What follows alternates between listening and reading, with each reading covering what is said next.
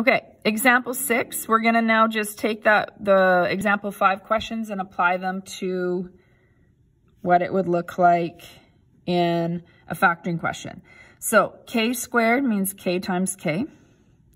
I know one sign's positive, one's negative. I'm gonna put those in after when I decide my numbers. Two numbers are multiplied in negative 12 and add to 1. We've already determined that to be 4 and negative 3. So I can say plus 4 and negative 3.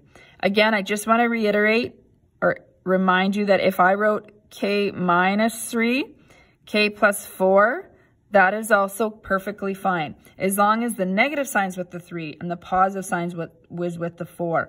So let's say you had it backwards and you said k minus 4 times k plus 3. That would not be correct because negative 4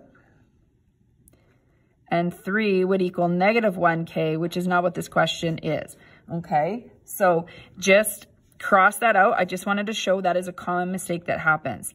Now, with that said, let's look at number 2. And it's actually going to be similar to that because it's now find two numbers that add to negative 1 and multiply to negative 12. So we know that still has to be k times k.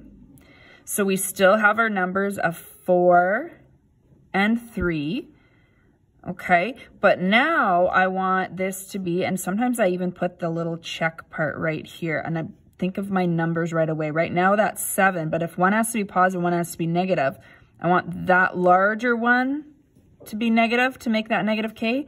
So that would mean that it was a negative 4 times k plus 3. And of course we had that already written here, the negative 4 and 3.